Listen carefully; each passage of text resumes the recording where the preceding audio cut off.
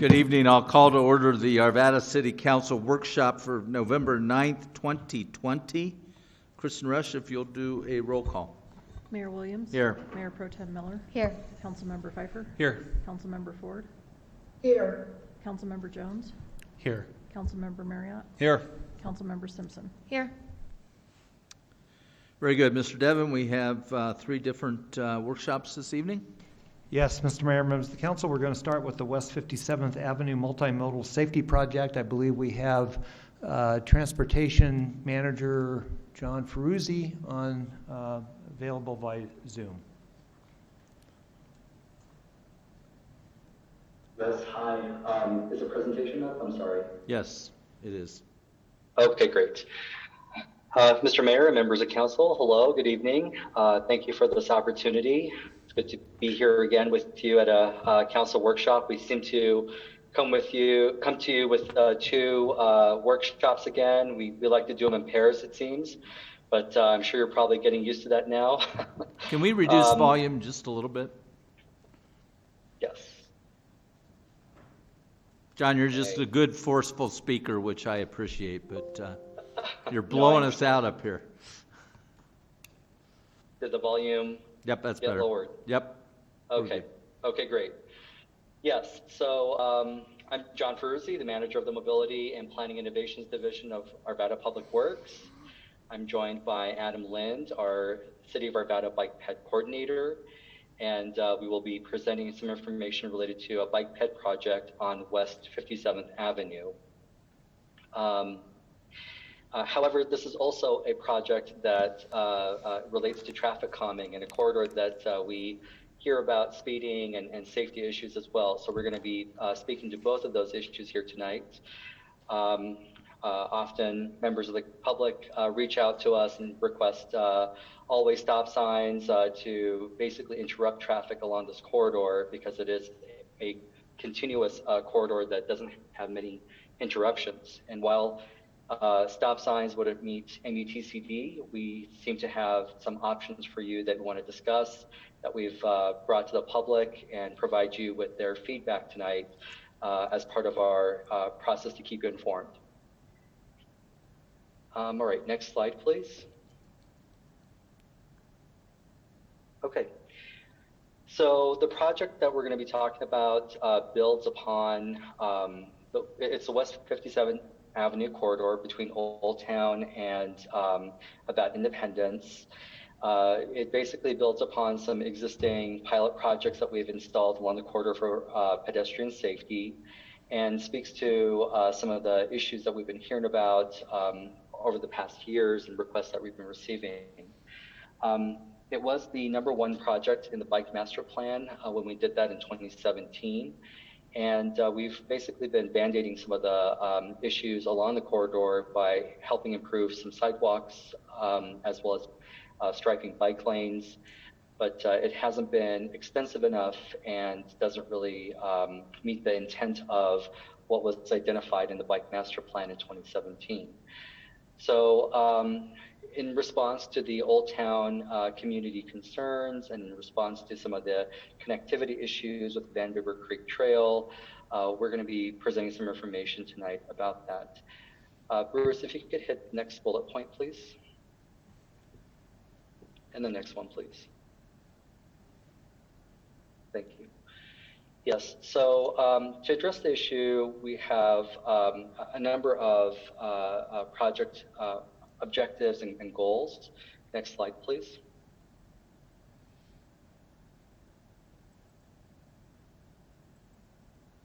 If you could hit the bullet points, please. Thank you.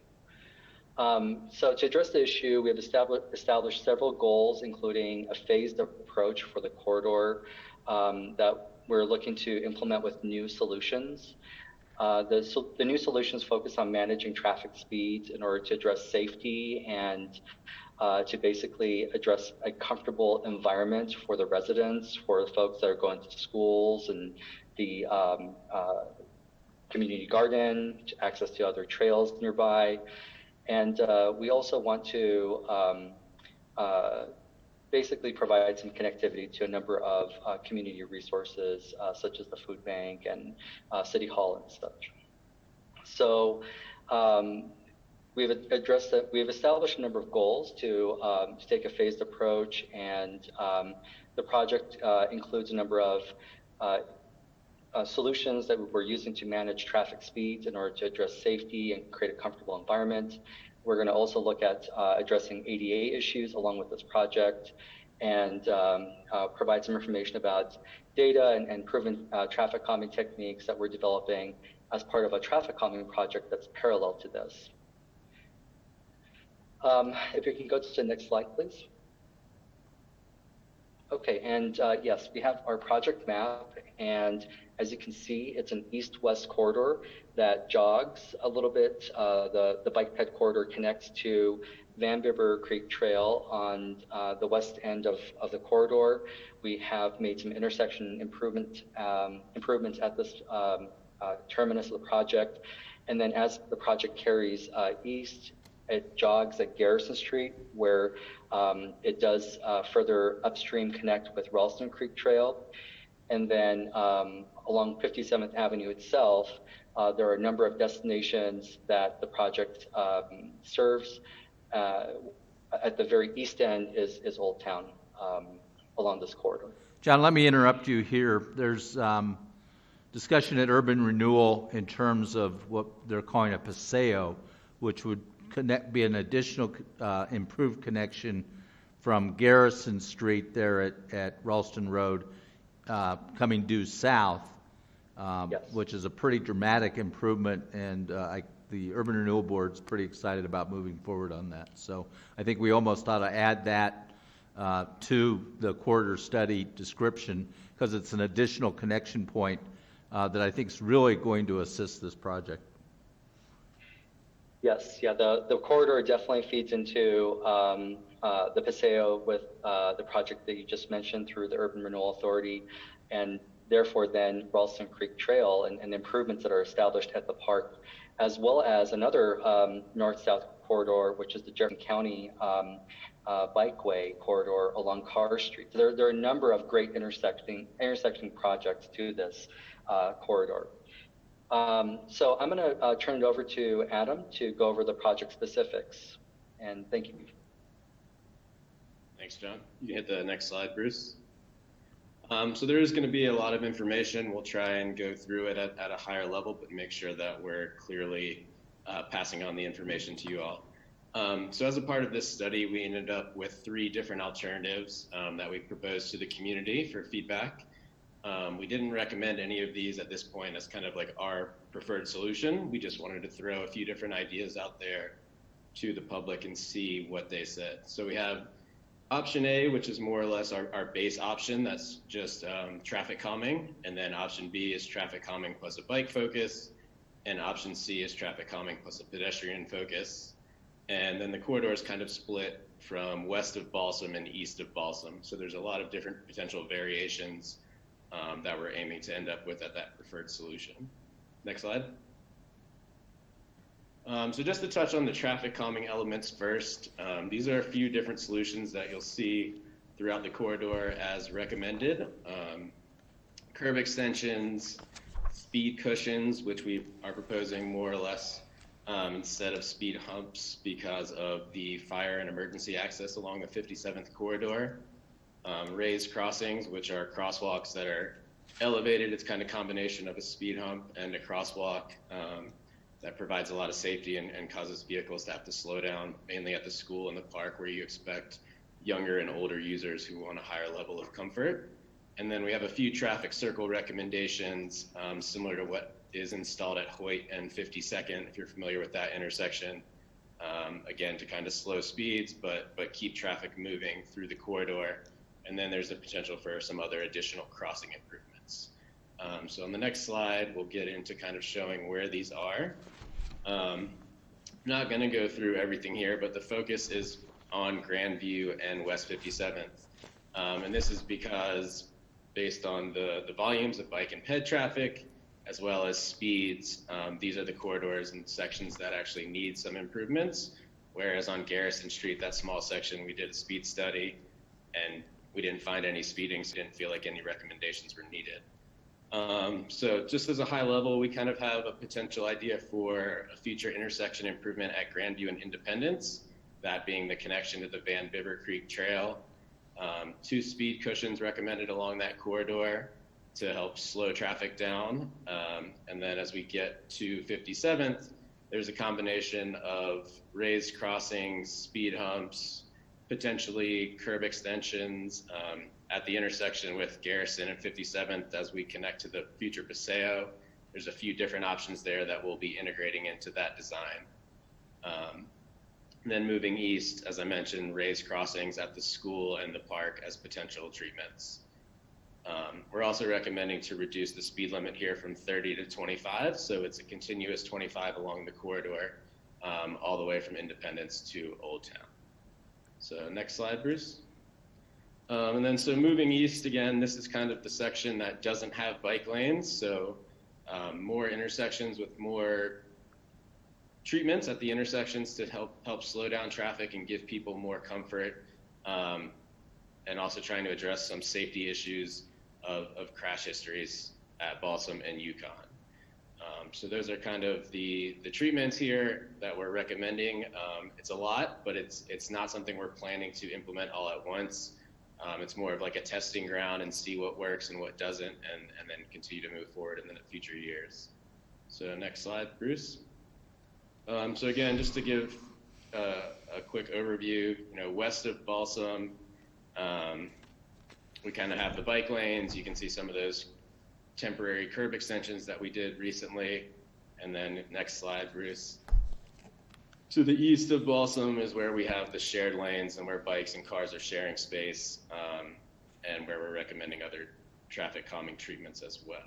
So now we're going to dive into some of the Part B and Part C recommendations. Before you do that, Mr. Jones has a question. Well, he may, let me let him go through that. He may answer my question. Okay. Thanks. Next slide, Bruce. All right, so what you see on the top here is what's existing typically from Garrison Street to Balsam along West 57th. So we've got a travel lane in each direction, bike lanes in each direction, and parking in each direction.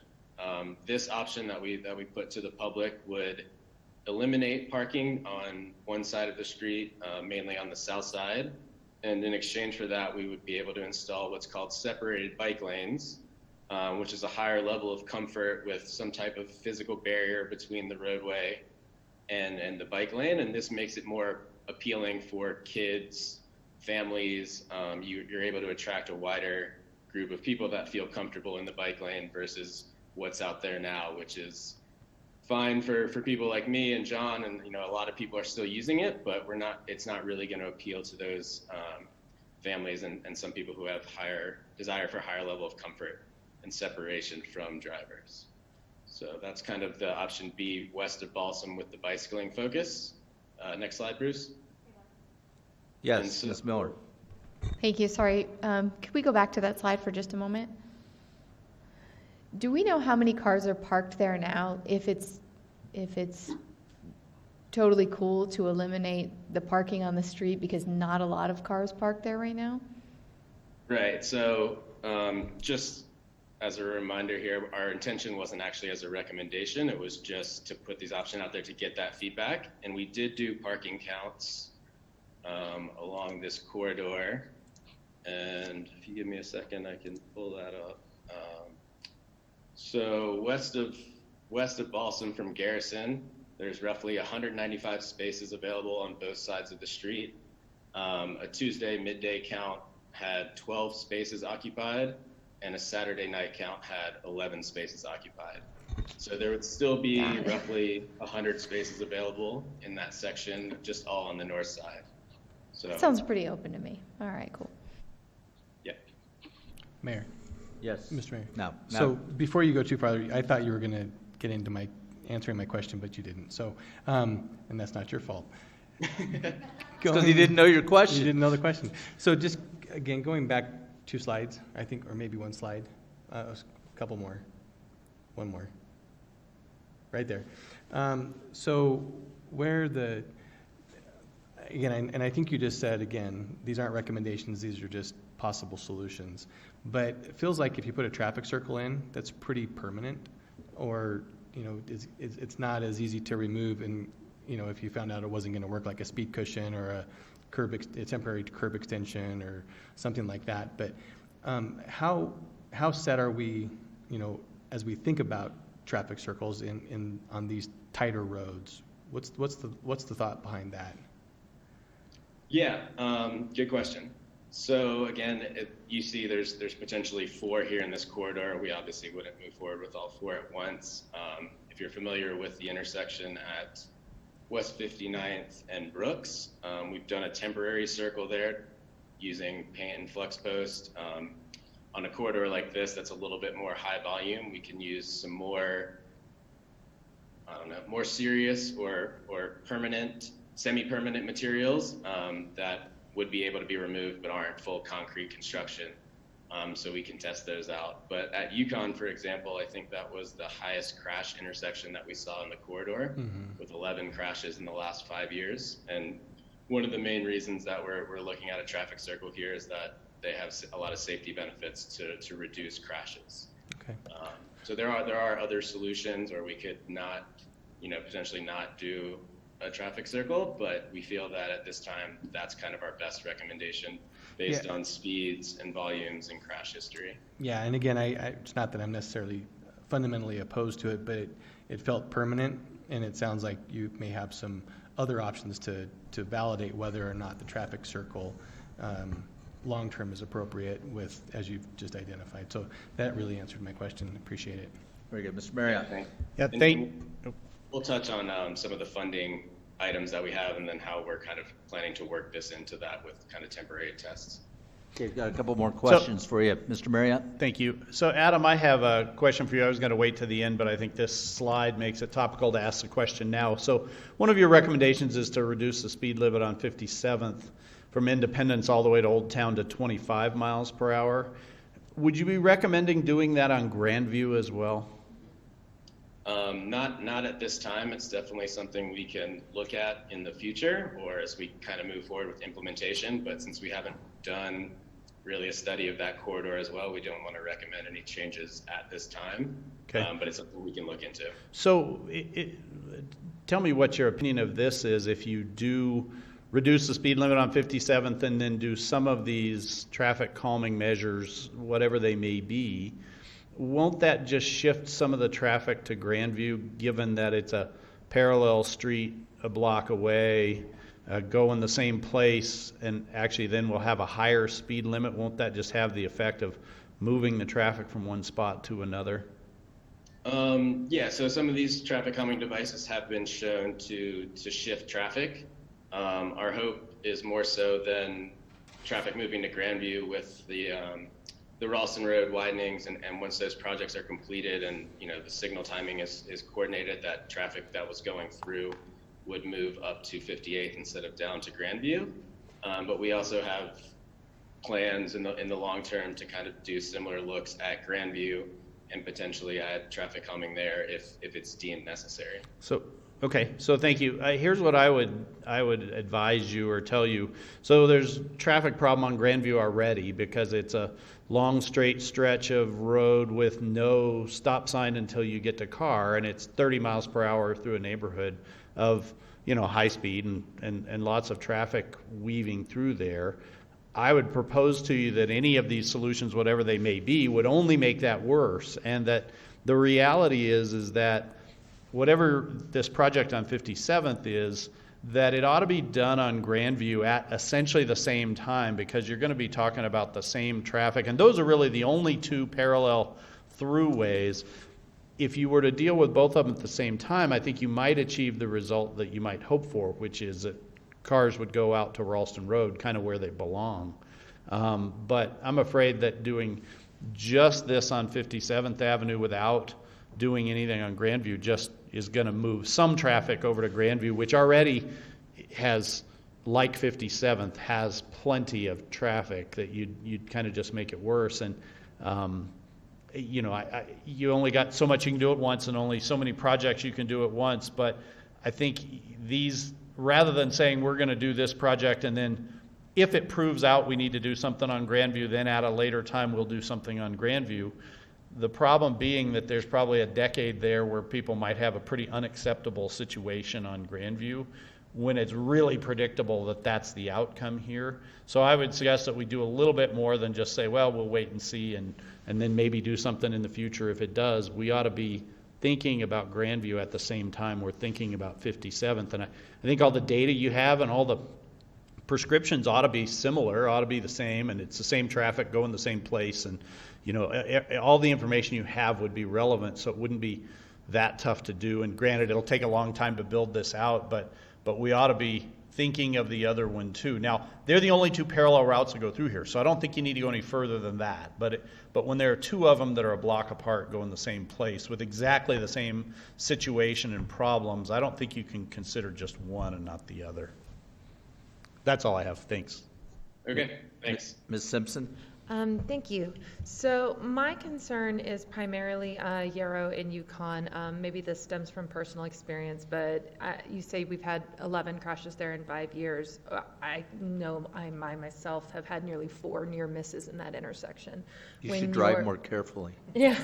Well, the problem I personally experienced, and I've had other people tell me they experienced the same thing, is when you're coming up and you have the stop signs that move north-south and east-west is through traffic. You can't see because people park on those cars. So when you're looking to your right going either direction, it's almost blind. So you have to pull out into the intersection in order to be able to just see, and then you nearly get into an accident. And so I'm curious if I see the traffic circle is recommended here for these locations, and I think that could be very helpful. But have we considered even just a 4-way stop? And what would that do to traffic impact, particularly as people are entering Old Town, to just further slow them down as they're coming up onto that next light on Old Wadsworth? So I'm curious about the 4-way stop and or just closing off parking right there so that it's not a blind intersection if you're looking to your right. Thanks. John, do you want to respond to that one? Yes, absolutely. So, yeah, I appreciate the question, and actually that's exactly the impetus for this particular project and these non-conventional methods of handling and supporting the flow of traffic, but in a safe manner. The reason why we can't basically install always stops at that particular intersection or other intersections like it is because we follow the manual on uniform traffic control devices and have to meet warrants. In order for a warrant to be met for an always stop, the traffic volume on both the east-west direction and the north-south direction would have to be roughly the same. And so because that warrant is never met, and we've done studies year after year to see, after, the G line was open, did that, result in anything? And each time the answer has come back as no. So this is kind of our way of trying to bring the benefits of safety and enhancements at the intersections, but also not use stop signs and always stops for something that they're not intended to be used for, which is for calming traffic. The MUTCD specifically prohibits that use. It's more for volume and gap management. And I just want to also note that the issue of parking is exactly the issue that we're dealing with along the corridor that is creating the sight distance problems in some cases. So Old Town, which has a high parking demand, has basically, we're at the intersections where we have applied our engineering standards, what we see is basically a sight distance of 300 feet. And if the intersections are about 300 feet apart and you have sight distance measures of 300 feet, well, that eliminates parking all along the entire corridor. To basically address a balance of parking and traffic calming at these intersections, these are the kinds of tools that we're bringing to you as an alternative, basically. It's kind of a different issue on Grandview. Grandview has a lot of residential frontages. Parking is one of the major issues that we're going to be dealing with along that corridor. And Adam will get into kind of what we're doing on the west end where it's less of an issue. But along this one segment, we feel like we could do something about the intersections to help address that concern of can't see vehicles at the intersection, need to negotiate going north-south, and helping traffic basically drive slower so that you can see them as they approach. John, your comments raise an interesting question in light of if council or our team here ever suggested a permanent closure of Old Wadsworth, would that cause a sufficient increase on Yarrow and to perhaps justify warrants? Because if we permanently close Old Wadsworth, you're going to get more traffic on Yarrow, I would think. Yeah, so I think the issue that we're actually studying the traffic volume now, and still we don't see that demand from the north-south versus the east-west. Okay. It just seems like a lot of the east-west demand, even along 57th Avenue, which is open currently, exists. We've been tracking it through the early days of the pandemic when we had a shutdown to kind of see what the volumes look like, and we've continued to collect that data. And I highly doubt that it would meet the warrant Okay. even under these conditions. Okay. And I want to speak briefly to Mr. Marriott's comments. At the very least, I think we ought to be looking at having the speed limit be the same on both 57th and Grandview, and that's not going to be a big cost item to do that.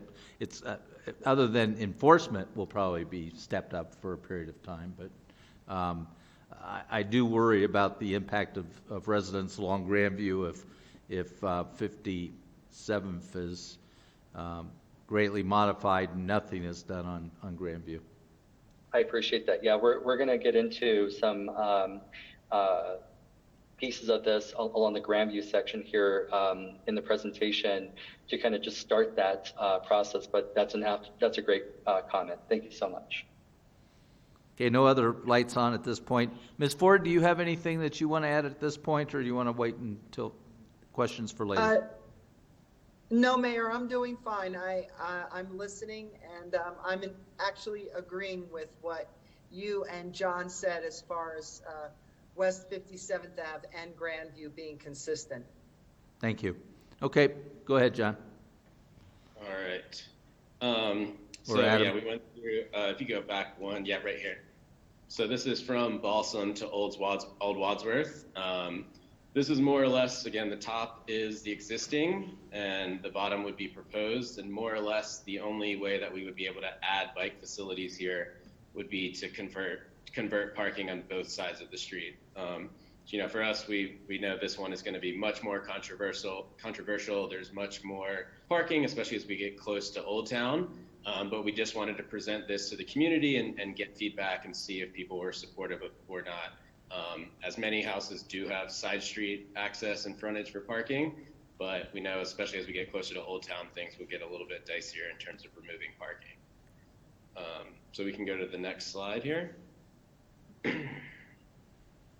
So this would be option C with the walking focus. Sorry, it's mislabeled here.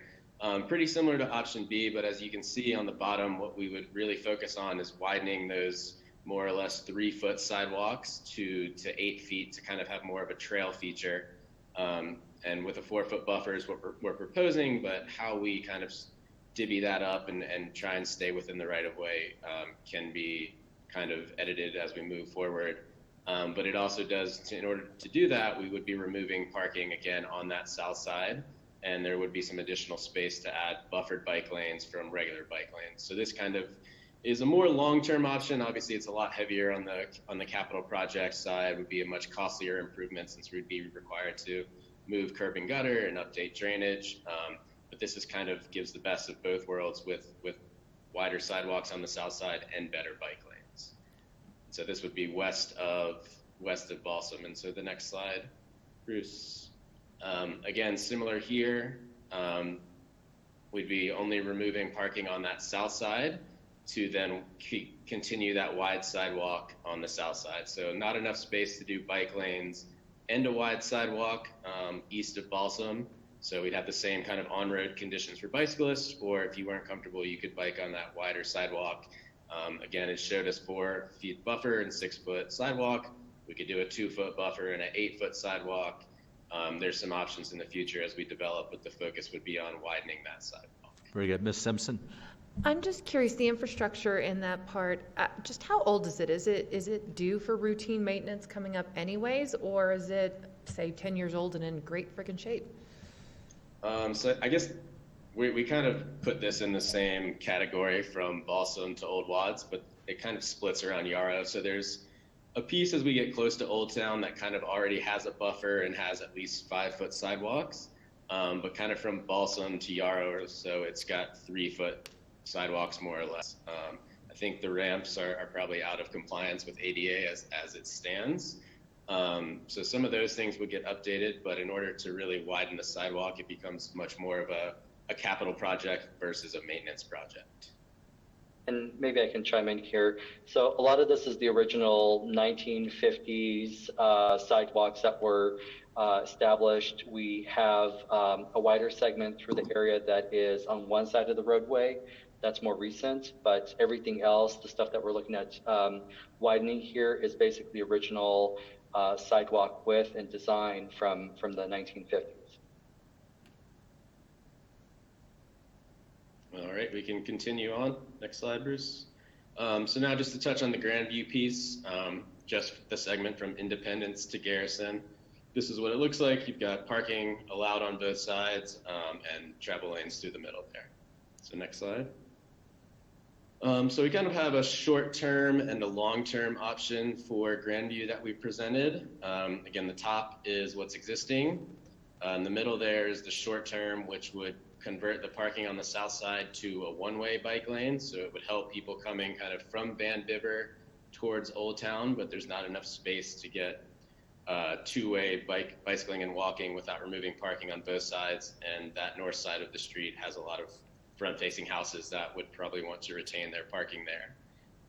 The long-term option, we believe, is some combination of what you see at the bottom, which is more or less an extension of the Van Bibber Creek Trail from Independence to Garrison Street. So this would continue that corridor until Garrison and then turn up and meet with 57th. Again, that's a pretty major capital project. There's some significant grade issues and construction issues that we'd be looking at, but in terms of planning and what we ideally want in the future, that is what we proposed. Next slide, Bruce. So just that kind of switching gear from our proposals, and just wanted to touch on the public engagement that we did. So we had 2 public meetings, one in July that was kind of a kickoff to the project to introduce people, kind of give an overview. And then the second one we just had October 21st that presented these alternatives and gathered feedback from the public. There's a picture of the sandwich board there. Maybe you saw them. We had about 7 or 8 of them up and down this corridor to reach people who maybe we weren't getting through social media or next door, and they were actually pretty successful. We got some good feedback and some good word-of-mouth communication and expansion to some neighbors that we probably didn't reach in the first go-around. So that was good to see and a good strategy for us to continue to utilize. We also had our Speak of Arvada page engaged both at the kickoff and during the presentation. And we had a tabling event in Old Town to, again, try and reach people that we weren't getting through digital means. Next slide. So just want to go quickly through some of the survey results. We had about 30 respondents as of when we printed this off, and probably had about 10 more through this. So we had about 40 total, which we feel is a pretty good number for a small corridor like this. So we asked people, do they support option A, which was the traffic calming? 15 people said, half said yes as presented, about half said yes, but with some changes. Some people don't like curb extensions, some people don't like traffic circles, but they still supported the general idea of slowing traffic.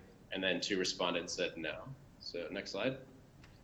And I think in the packet that you got, we kind of printed the whole survey, which has a lot more questions, but just wanted to go through some of these overview ones. So this question is about Grandview and option B, which is that ultimate completion to an 8-foot trail. 70% said yes, 5 people said somewhat, and a few people said no. So next slide. This is option B from Garrison to Balsam with the bicycle focus, so removing parking on that south side and converting the bike lanes to separate bike lanes. 13 people yes, 9 yes, but some changes, and 8 people said no. So as we're starting to get into, changing parking and changing the roadway, we start to get some varied opinions and feedback here. Next slide. So the other questions we asked were, we're planning to do the traffic calming testing and which segment should we prioritize. So this was split pretty evenly between 57th east of Balsam, 57th west of Balsam, and then Grandview in that section. So we've got some work to do to figure out how we're going to prioritize and see maybe if we can split things evenly along all segments. Next question. And then, so lastly, we looked at which intersections should we prioritize first. The one with the most was 57th and Yukon, then 57th and Balsam, which makes sense as those are probably the 2 most used and more or less, I'd say, complicated or concerning intersections, and that's the top 2 locations where we had crashes, so that makes sense to us. Next slide. So yeah, thank you for your time, and I will turn it over to John to talk a little bit more about our implementation and funding and phasing. Any questions about the survey or information so far that we can help answer? No questions at this point. Okay. Alrighty, so when it comes to implementation, our strategy is going to be based on funding and phasing. This is kind of what we've been talking to the public about. Basically, unfortunately, the project is largely unfunded. Bruce, do you mind hitting the bullet points on this, please? You can hit all of them. Thank you. So basically, what we're looking at is a project that is largely unfunded. We have $150,000 total programmed in fiscal year 21 and 22 for the entire corridor. Our next CIP dollars for this corridor are programmed in 2025, and it's based on the bike master plan, and it's $450,000. So anything kind of large tickets would be basically 5 years out. And what we're looking to do is basically phase it for that reason, to help implement things incrementally, see what works, and stay within our budget as we move forward. If the traffic calming program is supported and we test out a few recommendations with modular devices, and we collect and analyze the data and get public feedback about traffic circles and different things, we plan to look at those locations for potentially creating long-term investments and making more concrete and asphalt and ADA investments to basically make it a long-term solution. However, for some of the other stuff related to like the trails and those pieces where we get into right-of-way, we are looking to improve those through redevelopment or dedicated CIP funding that we could come back to later. And what is really missing in this is a funding source for regular a traffic calming program with regular studies and public engagement about issues in these corridors. So, if we're talking about what happens in the adjacent paralleling corridor or the adjacent neighborhood, we need some of the funding capabilities to study those areas as well and respond to them. And so we are basically kind of getting into what is an unfunded traffic calming program. Next slide, please. And to kind of help put this into perspective, Public Works receives about 300 and some Ask Arvadas related to speeding per year. We average about like 330 or so. We have a frequently asked question on the website for this reason. It's one of the things that gets reviewed and looked at, and we get additional questions about through phone calls. The police department provides customer service to residents that have similar complaints. They also answer quite a lot of calls related to speeding. And we have come up with an approach for the traffic calming program that is based on what a couple of cities around us are doing. So the approach is that basically the person that is the cause of the speeding in the neighborhood that is basically cited would help pay for these measures where we can't have police officers posted at all times, and we have neighbors and neighborhoods concerned and complaining about speeders. And so kind of looking at that, we have been comparing costs in terms of what fines look like for what fees look like in addition to moving violation fines to support these kinds of programs. For example, it's $25 in Greeley and $35 in Fort Collins. We're recommending $30 to be in the middle of this range, and it would basically support an ongoing operating budget to do more studies and do more of these projects in various corridors as part of the pilot project and beyond. And so we have shared this information with courts, and we'll be sharing it with the judge when that position is filled, that vacancy is filled. And really, I think what it comes down to here is that we want to present this information both from the project perspective, and I'm sure as council members you receive calls and complaints about speeding as well, but really coming up with something from an ordinance perspective to support and have a response for residents that have been impacted by increased traffic volumes, increased speeding along the roadways, and a program that we're basically providing to support both the police department and public works.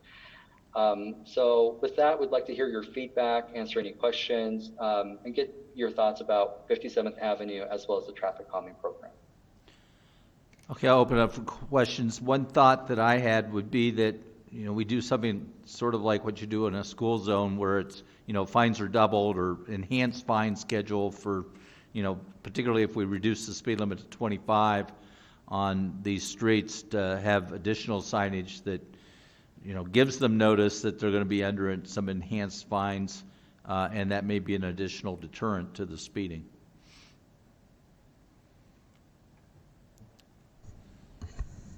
Mr. Marriott? Thank you. You were looking for feedback, so Mr. Ferruzzi, I'll give you a little bit here. So one of the things I would suggest, obviously the budgeting for this is a huge part of it. I know we have piloted several of these different approaches with the bump outs at different curbs, and on 59th we're working on, you know, a piloted roundabout. I would suggest that we solve this funding issue first before we pilot any further of these things, just because I think if a pilot program lasts for many years, it's not really a pilot program.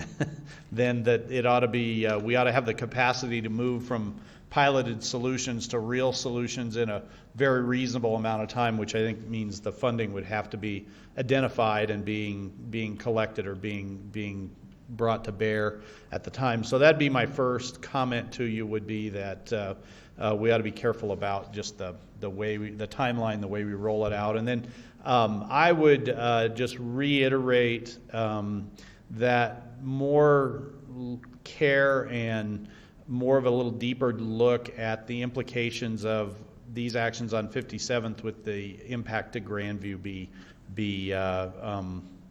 be considered.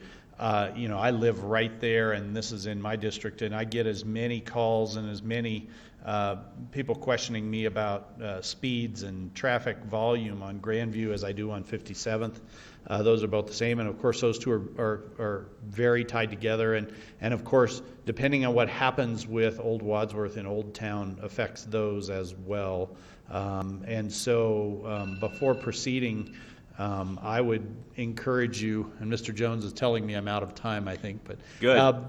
Before proceeding, I would just encourage us to look a little bit deeper about the implications on Grandview Avenue as well, because it's really not equitable to just shift the traffic from one spot to another, unless we're shifting it out onto Ralston Road, which ought to be the object. And the only way to do that is to do something on Grandview also at the same time as 57th. So that's my feedback.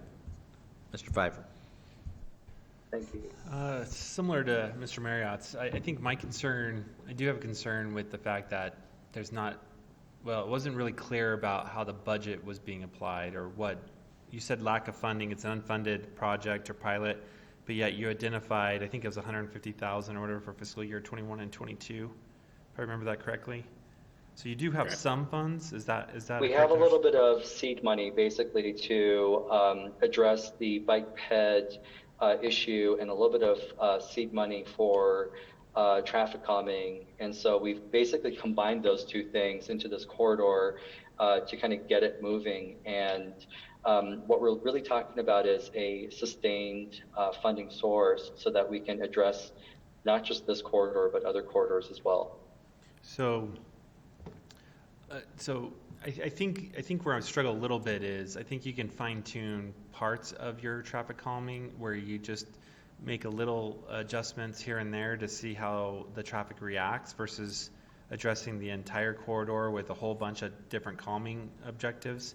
So, I mean, my feedback would be, because there's not identified funding that's sustainable at this moment, that, you know, looking at smaller bites at traffic calming like you did with the temporary stuff, because I still go back to the Vision Zero plans of other communities where the idea is to look for traffic calming and creating environments with minimal costs associated to it. And you've done that in your other pilots very effectively. So I'd encourage to kind of go down that path a little bit more and see until we do identify it, a funding source that's more sustainable. As far as enhanced fees or whatever we're calling them, I agree with the mayor. We got to make sure we post it and be very clear of, if we were to go down that path, that it's posted and that it's only in traffic calming corridors, that we clearly explain what those are and what we're trying to do. I don't know if that's the right way to do funding of such a thing. I'm just reacting to your suggestion. I would rather look for, instead of that, I would look for other ways to find sustainable funding, and maybe that's a contribution out of the general fund down the road, or what the case is. But I don't know if adding additional fees to tickets or anything is I'm 100% on board with at this point. So hopefully that gives you some feedback. Thanks, Councilmember Pfeiffer. And just to add in, what you suggested is what we're thinking. I mean, like in the back of my head, I'm imagining, I think if we did modular speed cushions, which we can kind of buy off the shelf as rubberized, maybe that's like 10,000 per location.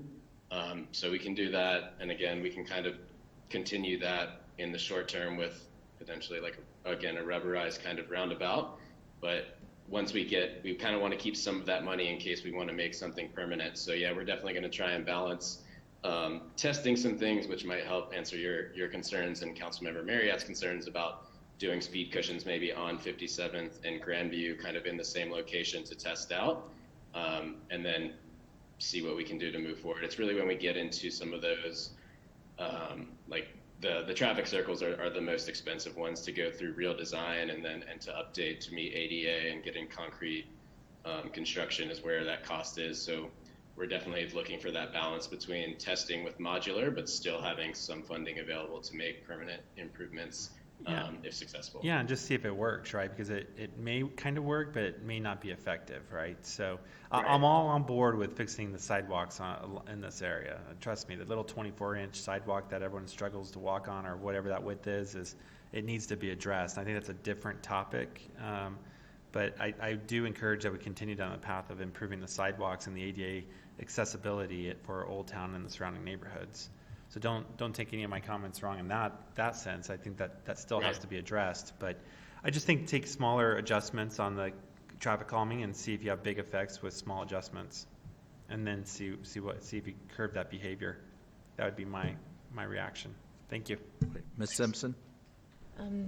Thank you. So I actually just had one additional question. With Grandview, have we seen a significant reduction in traffic since the closure of the through past Old Wadsworth?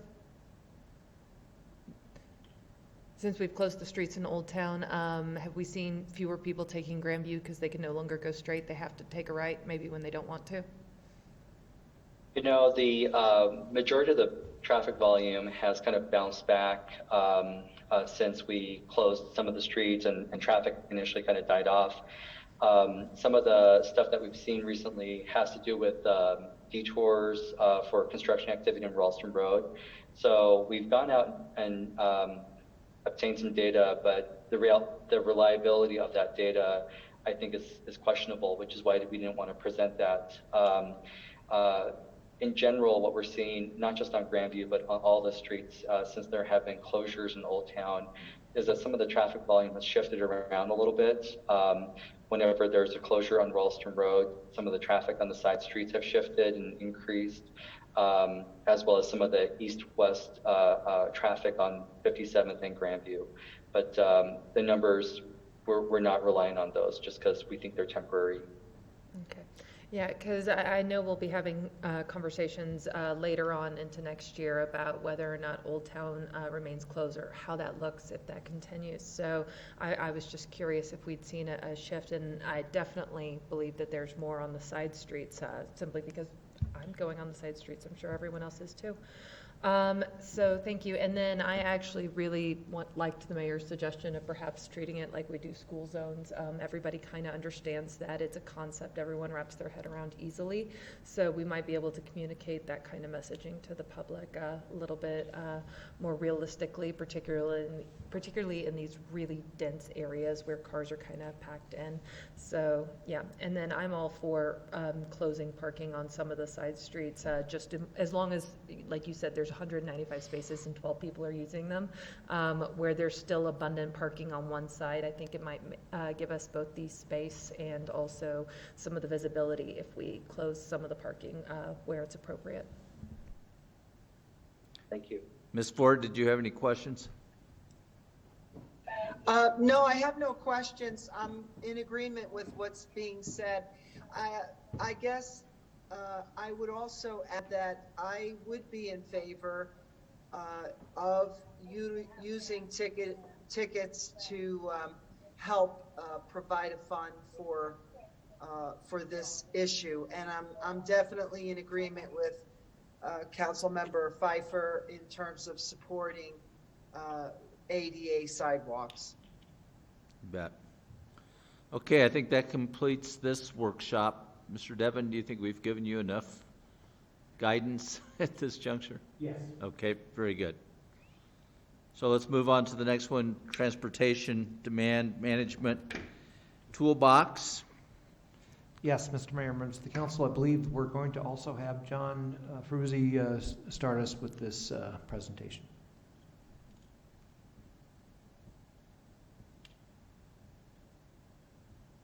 Thank you. Yes. Mr. Mayor, members of council, once again, thank you for the opportunity. Really do appreciate it. We're making it a transportation night here, and Just know I've got a appreciate former your- councilman in the audience who's going to be on our third item that, I don't want him to have to stay here too long. Noted. I'm John Ferruzzi, the manager of the Mobility Division of Public Works. I'm here with Derek Fern, the City of Arvada Parking and Travel Demand Management Coordinator. And we're also joined by our consultant from Kimberly Horn, Jeremiah Simpson. We will be presenting some information about travel demand management tonight, and this is something that we've discussed with the Citizens Transportation Advisory Committee based on their interest in this, and are presenting some information from a consultant perspective, an expert perspective, because we think that this is something that's relative to the city. This is relevant to the City of Arvada based on the projects that we got going on. Next slide, please. Okay, yes, so this is the team. Next slide. So to kick things off, I'd like to share a little bit of background information. I have some information here from our 2014 comprehensive plan. And specifically in this plan, Chapter 3 is the multimodal transportation plan. It looks basically at a multimodal approach to diversify transportation demand management, to incorporate transportation demand management and disperse demand over multiple modes of travel. Bruce, can you hit your space bar or something real quick here? Thank you. So as you can see here, one of the policies in Chapter 3 of the comprehensive plan and in the transportation plan is basically Goal 2, Policy T-2.5, which is travel demand management. And within it, there are a number of identified strategies such as bicycle pedestrian improvements, infrastructure improvements, including transit, planning needs and policy needs to help support travel demand management. But in reality, TDM has multiple definitions, and in fact, this whole section of Goal T-2, which is to strengthen the linkage between land use and transportation, pretty much encompasses TDM on multiple levels. Bruce, can you hit the spacebar one more time, please? So you'll see in this section that there are multiple policies shown here that basically speak to land use, and they speak to parking management, and they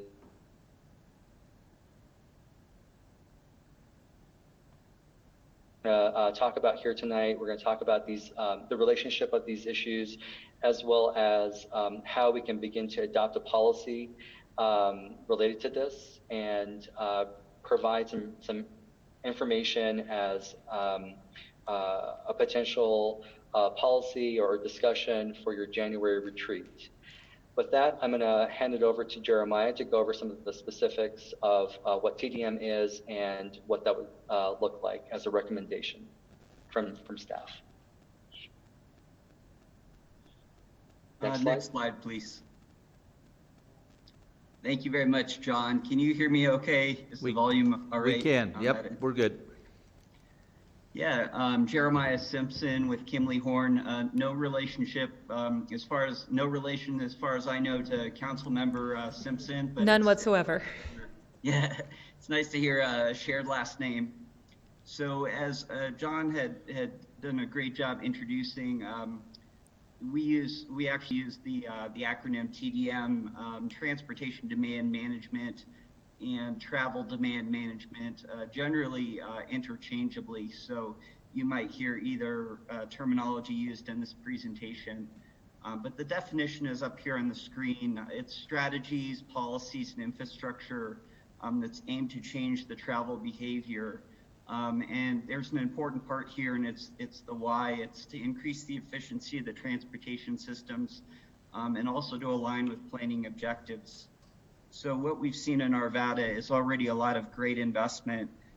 We had a wonderful presentation on the bike and pedestrian improvements along West 57th. So that's a great example of infrastructure aimed at providing safer and better bicycle connections. The closure of Old Wadsworth is another TDM infrastructure program aimed to increase walkability and safety within the downtown core. And then, on the policy side, we see cities invest in things like carpool programs being sponsored by DRCOG, perhaps putting on a website various strategies and options to transportation. And then also, to the very kind of broad and more expensive end of the scale, things like upgrading the broadband infrastructure to allow more people to telecommute.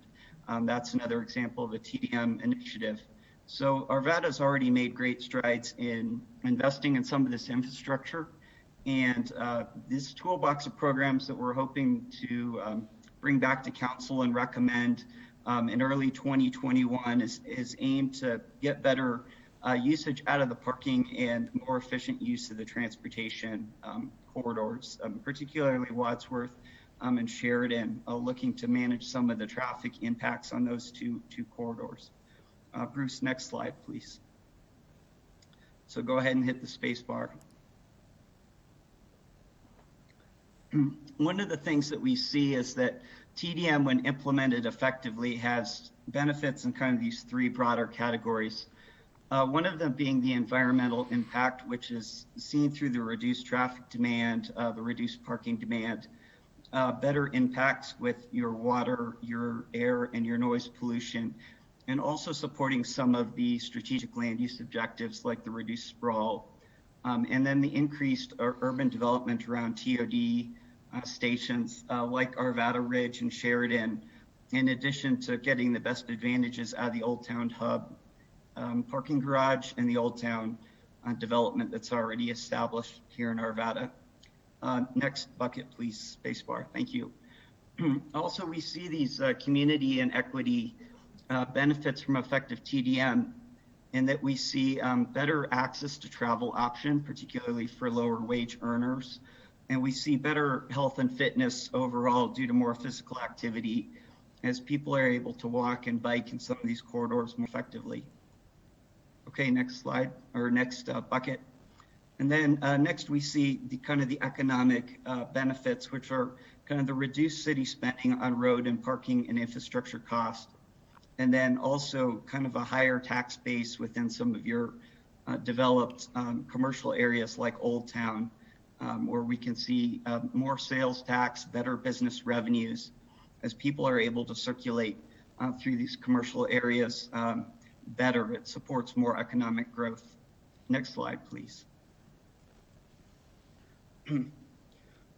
So something that we have some demonstrated evidence of is that communities that invest in TDM, they're able to realize these 5 attributes of high performing retail. And I've got some pictures here of some districts around Denver, like the River North, the Cherry Creek North neighborhood, the Lodo neighborhood, and Larimer Square. And what we see in these examples and nationally is that with an increased focus on walkability and mobility, we see higher rents, we see higher business revenues from sales. There are studies done in places like Washington, D.C. and in Oregon, where we've seen a demonstrated increase of between 25 and 60% increase in both rents and business revenues for communities that invest in pedestrian bicycle infrastructure and micromobility like the scooter and bike share programs. Next slide, please. So one of the compelling reasons to do this TDM program at this time is that, you know, the last several years, the Arvada Citizen Survey conducted in 2015, 17, and 19, and shown that transportation and congestion has become an increased concern for residents within the city of Arvada. Scores overall are very high. Arvada is seen both in the Denver metro area and nationally as a very desirable place to live, to buy a home and to move to. But over the last 5 to 10 years, this increase in population growth and the desire to live in Arvada has resulted in traffic congestion. And so some of the benefits of TDM is that modest improvements in changes in driving behavior can have large impacts on traffic congestion at key times of the day. And so one of the measurable objectives that we would track and would pursue through implementing effective programs would be to reduce some of the traffic impacts on these corridors. Spacebar, please, Bruce. And then one more. And so the other issue that's come up, especially in the 2019 and 2017 surveys, was the lack of affordable, attainable housing. This is a very complicated issue, and investment in bicycle and pedestrian infrastructure and things like scooter share and bike share doesn't directly reduce the cost of housing, but what it does do is it allows working and middle class neighborhoods to circulate more easily. It allows for reduced car ownership among certain households and allows lower wage workers to commute to work via multiple modes. And so it does, in fact, have demonstrated results in lowering the cost of living for Arvada citizens. So we really see an effective TDM program as responding to community priorities in these two areas, the congestion and the affordable housing issues. Next slide, please.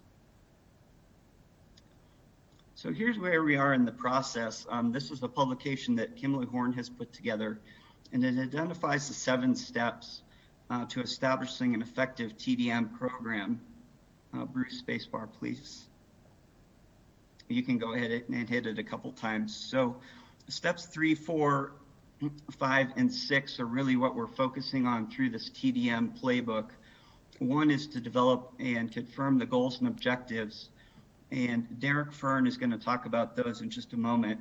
The next is to set performance metrics to make sure that the city understands that what they're investing in terms of TDM programs, policies, and infrastructure is getting good return on investment.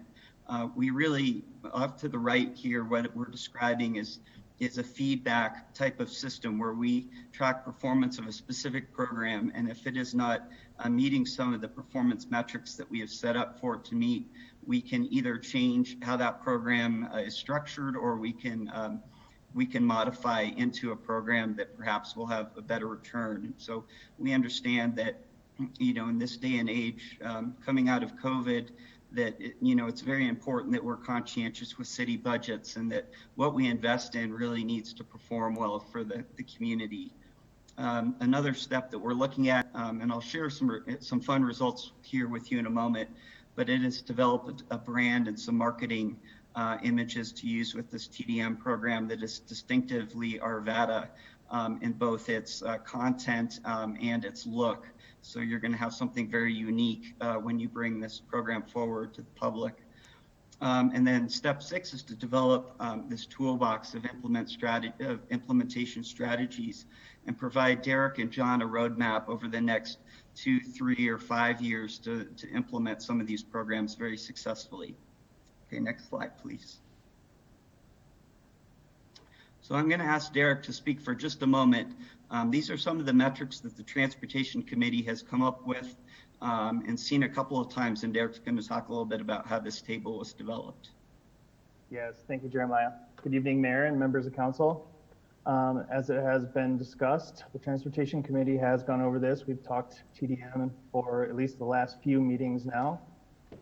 So over those meetings, we've discussed the program in reasonable depth, what we as representatives of the city should be focused on, and how it could add value to the city of Arvada. They agree that based on the most recent citizen survey results, these TDM goals and objectives could not only positively impact the lives of the community at large, but also address the broader issue with traffic congestion. Secondly, I would like to note that the recommended TDM goals outlined here in column 3 are adjustable. They are outlined here based on current financial resources available to addressing these specific TDM objectives. Depending on the amount of funding made available through future grant opportunities or by our own means, these goals could be adjusted to accommodate a more aggressive approach. For example, if higher priority is given to reducing SOV usage or reducing the congestion on our main corridors, metrics could be assessed from data collection and analysis, and a completion date could be established for these goals to be met. The 2 to 3% reduction in SOV use is considered a relatively conservative approach and could possibly even be affected with currently available means such as Denver Regional Council of Governments Way to Go programs being established and tracked. Again, if we wish for a more aggressive approach to this through other various TDM policies, more focus would be needed at this time. With all that said, I'd like to turn the virtual floor back over to Jeremiah, and he'll go over some additional TDM playbook, what that might look like, as well as some other specific topics. Okay. Thank you. Thanks, Derek. Next slide, please. So I mentioned the need for this to be data-driven. We've done a few things already to collect some baseline information. If you went, Bruce, can you hit the space bar a couple of times, please? Okay. So within the Old Town context, we've collected a set of weekday and a set of weekend drone imagery, understanding that we are still recovering from COVID. Things are definitely a little different in these commercial areas, but this will create a great baseline over time for us to be able to track parking utilization, the amount of pedestrian activity. These are stored in the cloud and are an ArcGIS based image that's very, very high resolution, maybe 10 or 20% what you would get with Google aerial imagery. So these drone Drone images were collected mid-month last month in October. So we have a set for weekdays and weekends for Old Town, and we have a set for weekdays and weekends over the Sheridan station, which right now is a commercial and industrial area, but might be identified as an opportunity for transportation-oriented development over time. Also within the Sheridan and Wadsworth corridor, I'll show you just a quick snapshot of some of the big data tools we have available through a program called RIDIS, which tracks vehicle travel speeds at different points along the corridors. One more space bar, please, Bruce. And then through the neighborhood context, we're specifically interested in what happens with that West 57th corridor. And so the city has access to MyoVision and EcoCounter camera systems, which track pedestrian and bicycle activity. And so these are a few of the tools that we're going to use to see over time how effective our transportation demand management programs are as they are implemented. Bruce, next slide, please. So I'm not going to spend a ton of time on this. There's a lot of numbers on the screen, but this is just an example of some of the data that tools like RIDIS can come up with. This shows vehicle travel speeds for one snapshot in time pre-COVID earlier this year, different times of the day for both northbound along Sheridan and northbound along Wadsworth for different segments. And so this is the type of data that we would track over the next couple of years to see if congestion is being impacted at all by what we're doing. Next slide, please, Bruce. So here's an example of the actual deliverable. This is a university example, but a similar TDM playbook. This particular campus wanted to reduce their single occupancy vehicle mode share from 76% down to 55%. And so John introduced a couple of larger buckets for TDM programs. We've actually identified somewhere around 100 to 150 effective TDM programs to consider. We're going to be looking very closely at the baseline data, the responses that we've seen from the community surveys, some of the infrastructure available in Arvada, some of the programs available through Dr. Cog, and we're going to put together a playbook that's aimed at reducing the SOV, aimed at reducing the parking occupancy, and aimed at reducing the congestion impact and the first and last mile trips that are generated via personal vehicle. And we're going to put together prioritization of some of these playbook strategies. And then we're going to work with John and Derek and the Transportation Committee and our subgroup, which is a TOD focused committee to determine which of these need to be implemented earlier or later and what the projected return on investment would be. Performance data can be translated into ClearPoint and reported back to the city in a similar format to what the city is used to seeing in some of their other performance-based programs. Next slide, please. And overall, we feel that these TDM programs are strongly in support of the 2020 through 2025 City Council strategic goals. We talked a little bit about the infrastructure. Certainly, continued infrastructure improvements will be in the TDM handbook. We talked a little bit about the TDM impacts on the vibrant community and the benefits of to community and economic development. Safety in bicycle and in pedestrian connections is important. And we feel that a vibrant downtown and vibrant transportation-oriented development where they're activated are also have strong safety impacts in terms of reducing crime because neighbors are more engaged in their businesses and in those places that we've effectively created with TDM. And then, of course, organizational service effectiveness. This is why we're very transparent in how we collect data and how much return the city is getting from its investment in these TDM programs. Next slide, please, Bruce. So here's just a little snapshot. We worked up 2 rounds of different potential logos for the TDM program and shared them with John and Derek. We brought forward, we revised the font and colors to match a little better with some of the other things that are being put out there in the parking realm in terms of the parking signage. We brought about 8 recommendations or 8 thoughts back to the Transportation Committee, and we talked about them, and these were kind of the 4 top vote getters in terms of the logo.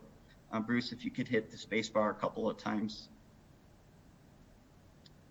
And in terms of the name itself, you know, we really need to convey a message that's easily digestible, allows people to understand that TDM is about mode choice, but it's also about kind of the economic vibrancy and some of the positive community benefits. And so John and Derek have a couple of options between the different logos to talk about, and we'll be working through this with the transportation group. But you know, we might end up branding this Arrive Arvada, Move Arvada, or using the ACT Arvada Commuter Tools acronym along with one of these logos to brand the program. Bruce, next slide, please. So I'll turn it back over to John to wrap up, but thank you so much for your time, and I'll be available to answer questions after John's slide. Thank you, Jeremiah and Derek. Yes, so basically what we're wanting to do here is after introducing some information about TDM, we want to have an ask of council and get your feedback. We would like to present the idea of updating focus results to include a transportation related strategy, and we think that TDM is a good strategic approach to transportation, since it increases the efficiency of our existing infrastructure and it has benefits to our economic centers and to residents, as well as sustainability and other neighborhood benefits.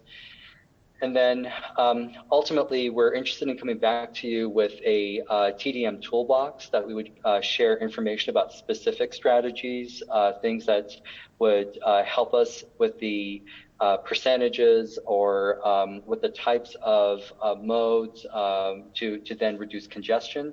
So we were talking a little bit about how aggressive we can get with these, with a strategy and what tools can be put into place to help with that. But ultimately, we're wanting to be responsive to the citizen survey and show that there are tools, we can bring them forward. The toolbox will have that, and we can present that information to City Council and get your feedback on it. So we'd like to hear from you about this approach and help answer any questions. Thank you. Okay, Mr. Pfeiffer.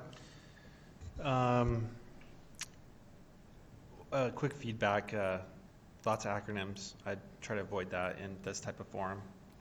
I think I saw one slide had about 9 acronyms that were not explained. So just, I don't know if our viewership would understand if you're trying to sell us on TDM. See, I used an acronym, but the traffic demand management. So we need to not do that in the future. The other thing is I struggle with this. I've always struggled with TDM a little bit because it's kind of, you know, until you materialize your strategies, it's kind of vapor, kind of vaporware, until you identify those strategies and then you apply them to our city. It's kind of like, I'll give you an example. You're providing a lot of strategies around our transit hubs only, but we're the 5th largest city in the Front Range, and more than 50% of our community doesn't even get bus service. So when you're looking at TDM, I hear nothing about everything north of Ralston Road is not really discussed in what you presented, and then there's nothing definitely past Ward Road west. So to me, you're falling short of this. So I would encourage that this TDM is broader in scope, and that it's all inclusive with the whole community, not just Old Town, Sheridan Station. Those are the only 2 you really talked about. But we need to make sure that you're solving strategic tools citywide. So that would be my feedback.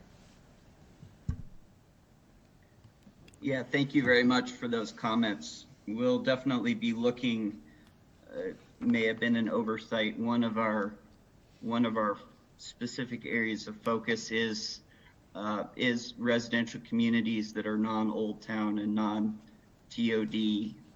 So I think there is a neighborhood need identified, and we will make sure to, thank you for the feedback. We'll make sure that we've got some specific focus on those areas that are not immediately adjacent to rail and to bus. Yeah, especially because you're talking about SOV, which is single occupied vehicle. And you said that like 10 times and didn't explain what that was. And you need to make sure that when you're trying to do single occupied vehicle, that there are strategies that are applicable to that thought process, which I'm trying to think how that can apply to a bedroom community like Arvada that doesn't have buses, anything. Like I said, we don't have a bus west of Ward Road, so which is more than 50% of our 40 square miles. So I don't get how you're going to overcome a strategy that might be non-attainable. So I look forward to your handbook. Ms. Ford, did you have anything? Well, I have a couple of things that I'm thinking about. One is as I look at the U.S. Census and the commute data, one of the questions that I keep asking myself is, where could we put the greatest dent? In terms of public transportation and those who've walked and other means, which I believe includes bicycling, the percentage is so small of people doing that. And I'm looking at, even those working at home, that's increasing. I mean, at this point, this was a probability done in 2018, and 7.7% were working at home. I'm not giving plus or minuses. And I know that was one of the strategies that you introduced, getting more people to work at home. My struggle with this data, though, is that I keep looking at the commute data, and as I'm looking at the amount of miles traveled, and it seems to me we have our greatest percentage traveling 20 or more miles, what really is going to give us the biggest bang for our buck, and where are we trying to go? Are we trying, it's obviously we're trying to reduce the single occupancy vehicle traveled, but what would be the substitute for that? And what would have the greatest bang? The other question that I have is with our current transit-oriented development, have we ever gone in and actually surveyed people living in those communities to find out exactly how their travel time has diminished from use of a car? Because I'm with Mr. Pfeiffer on this, that we don't have bus service. In fact, I found it very interesting that in a couple of the questions that were asked in a survey, bus was an item, but nobody checked it off. And so I was wondering why that was even there, because it didn't seem like it was an option. So those are the things that I'm thinking about, where, looking at the fact that we have 81.6% of our drivers driving alone, at what reduction is all this added money where is it going to really make a difference? Thank you Maybe I can address a couple of those, if that's okay. Go ahead. Okay, thank you. So yes, thank you for the comments. Just to make sure that we're transparent here, Kimberly Horn has provided us with a return on investment for various strategies. We didn't want to get into it because there's just so much at the moment to look at. But indeed, there is information and research around what that looks like, and we'd be happy to present that kind of information if you're interested. Another aspect of this is that for what we're talking about, it's more of a citywide approach, but we're trying to start high level by saying that we want to look at, for example, person throughput through our roadway corridors rather than vehicle throughput.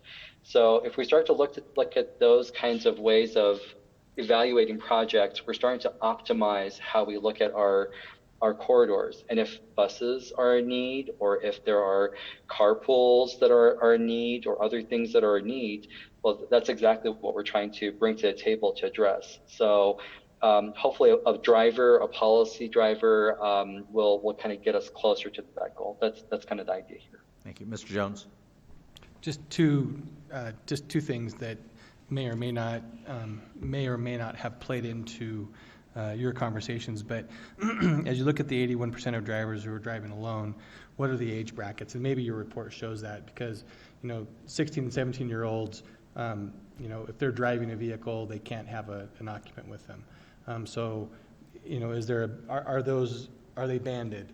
And does it show that ages 16 to 19 are this percentage, and so on and so forth? I don't know if they can get that granular based on whatever data they have. Second is, as Jeffco schools, facing budget issues and the reduction of school buses, how does that change the conversation with the need for public transportation for those kids who rely on that school bus to get there? So just a couple of thoughts to throw out there.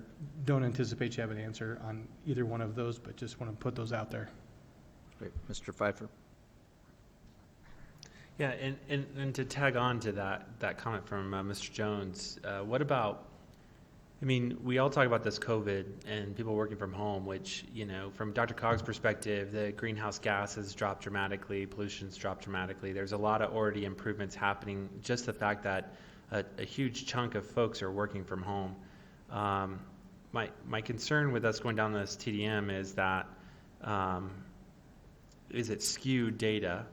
And then whatever the new normal will be after this, vaccines are out and everyone's going, I strongly believe that it's not going to go back to what it used to be. There are already people talking about abandoning leases downtown and these massive high rises. And so, are you working on a study that's flawed before you even get too far down? So I'll be reserved in what strategies are put forth, knowing the change of the demographics and the commute patterns of folks right now, that if that's not put in a strong consideration, that even if we went back to a new normal, I think it's 5-10 years before you start seeing people start showing back up into offices, if that's even a thing anymore. So I've talked to a lot of businesses downtown and some owners that are already looking at sublease, and the sublease market's horrible. And then, talking to Dr. Cog about, what is the trended work center looking like? And if you go to Interlochen, it's actually pretty scary. It's like a ghost town. So at the end of the day, I'd be curious how that influences onto your TDM. And you probably need to keep that in mind. Otherwise, I think you'll come out flawed. Well, I'm going to be a wet blanket. I don't like social engineering, and I'm not crazy about this. I'm just not. The bang for the buck, going back to what Ms. Ford had to say, how big of an impact can this really make? I just see it as an opportunity for some consultants to come in and pitch something that I just don't see that it does that much good for us, is my 2 cents worth. So there's my wet blanket for the night. Ms. Simpson? I'll just be the optimistic blanket then. I used to live in Washington, D.C. for 8 years. It's a very walkable city. I didn't own a car for 8 years, and I didn't miss it at all. Like, I never once needed a But car. then you came to the west. And then I came to the West. I have cars. I live in the suburbs, and I like my car. But I do think we have a bit of a generational difference. My generation does like getting away from cars. Absolutely. This is something this is a distinct trend of the millennial generation. Ouch. And I'm sorry, Mayor. I'm so sorry. But this is something they have observed time and again. And Gen Z, even behind us, is even less car prone. We've seen something north of 50% of people who are 16, 17, 18 years old don't have driver's licenses. They only get them when they absolutely need them. So, and forgive if my stat is a little off there. I can't remember how long it's been since I've read that study. But nonetheless, I do think this is forward thinking, and it's something that we need to consider for the future of our city. And I understand right now why we're keeping it towards the rail corridor, because that is the transit oriented section, and we're still working on solving that first mile, last mile issue.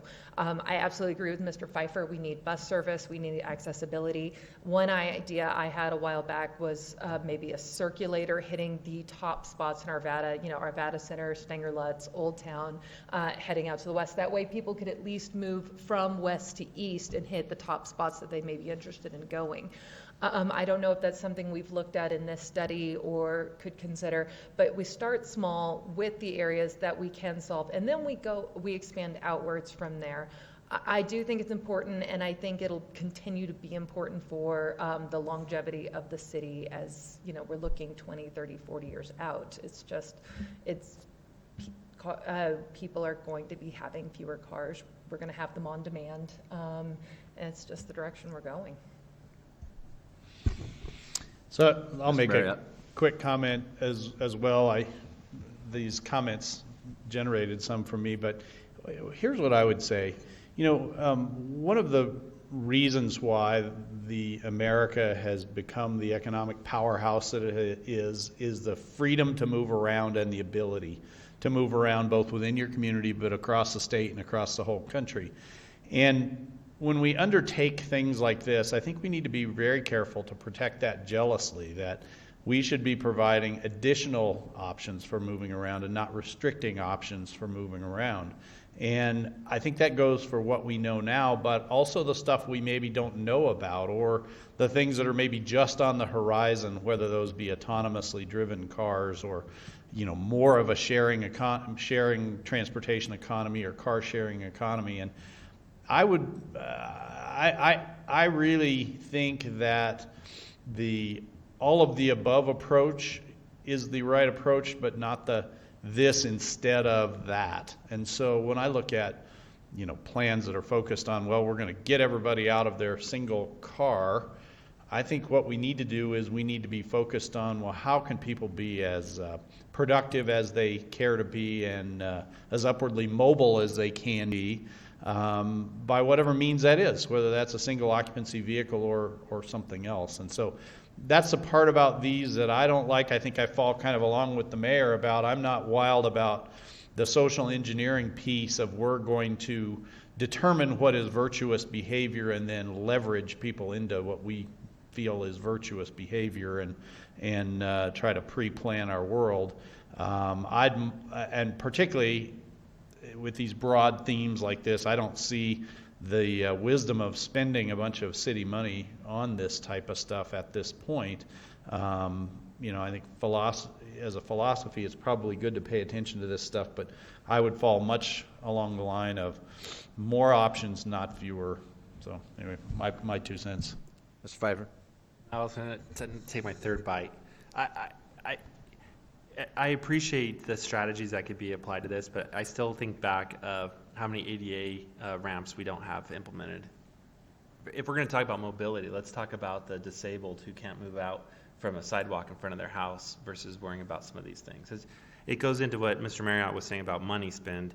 Let's kind of work on our core obligations first before we start looking at new strategies when we can't even fulfill the existing obligations we have today. Ms. Simpson.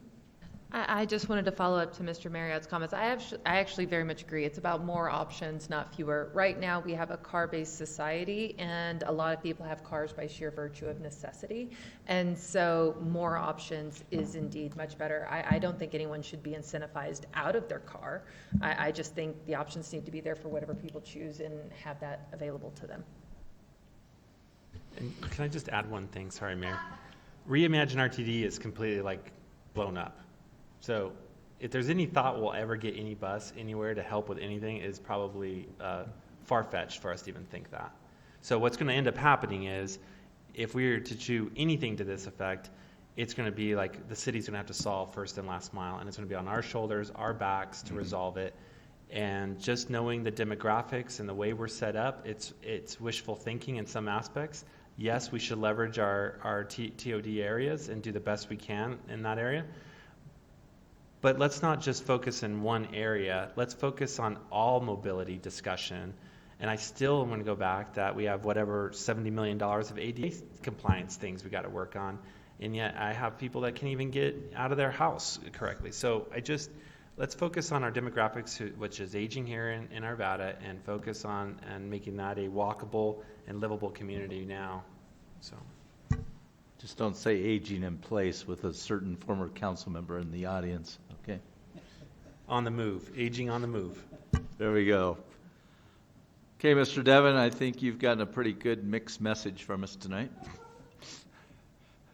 All feedback is a blessing, Mr. Mayor. You are so team correct.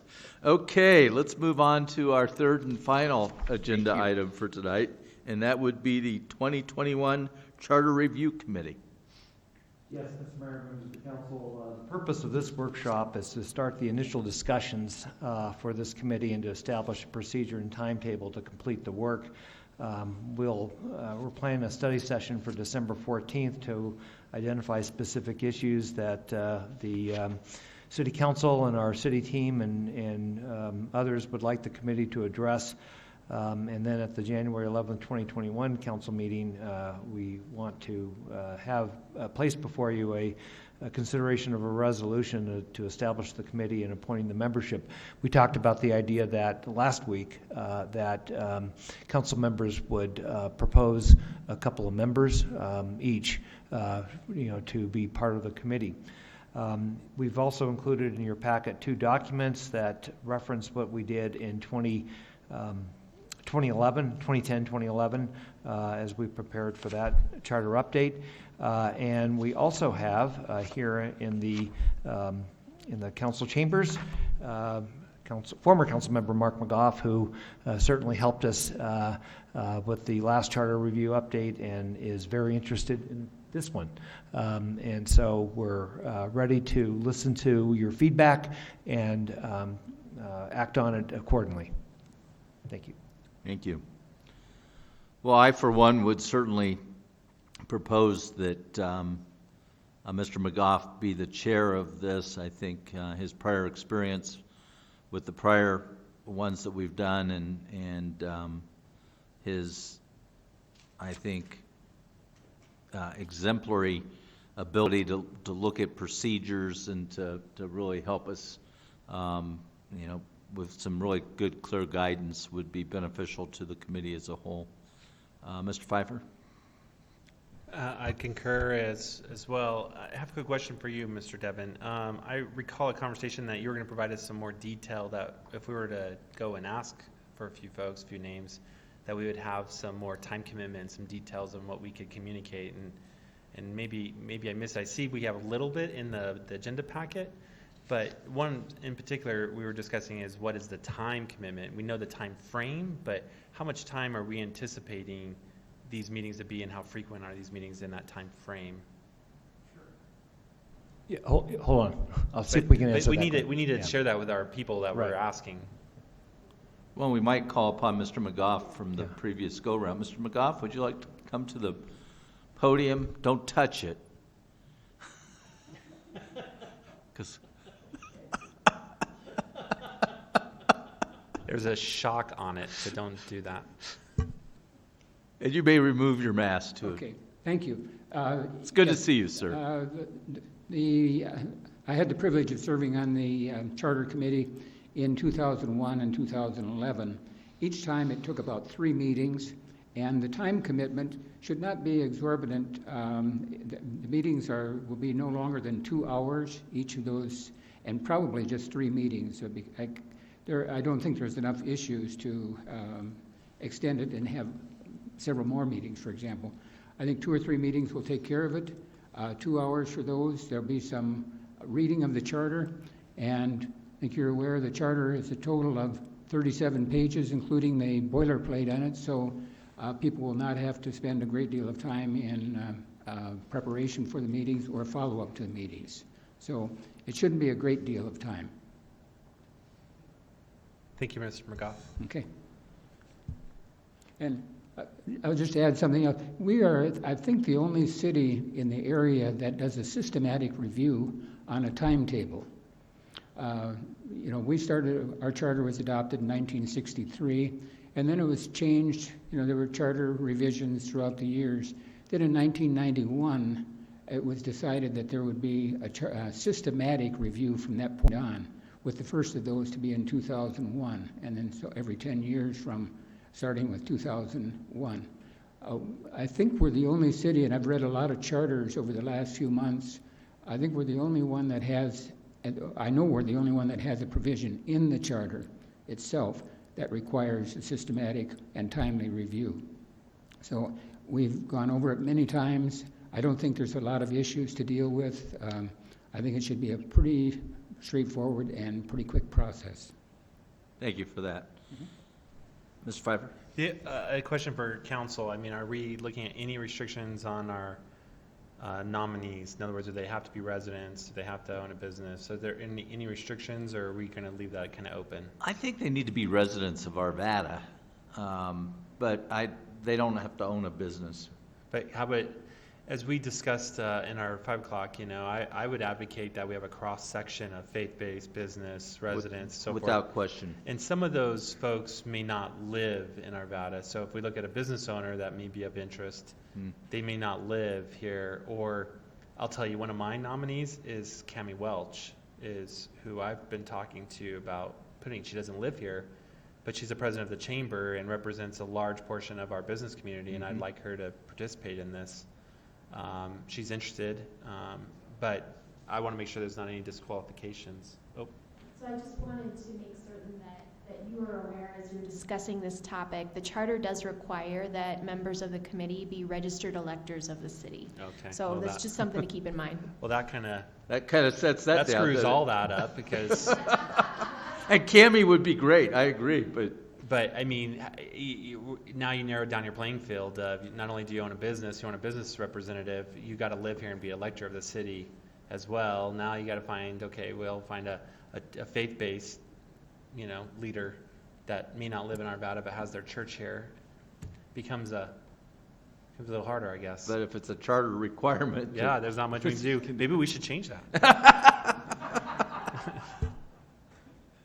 Maybe we should, but that would be decided by Arvada residents as to whether that should be changed. Ms. Miller?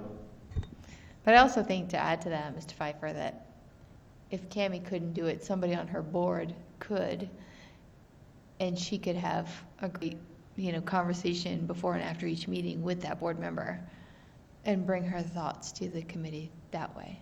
That's a great suggestion. I'll talk to her about it. Thank you. Yeah. And I appreciate something that Ms. Miller said in the past and this probably goes a little bit to Ms. Simpson's earlier dig at the mayor, that we do need some generational. No dig, Mr. Mayor, no dig at all. But we do need some generational diversity on this. And women. Question. Yes. Yes.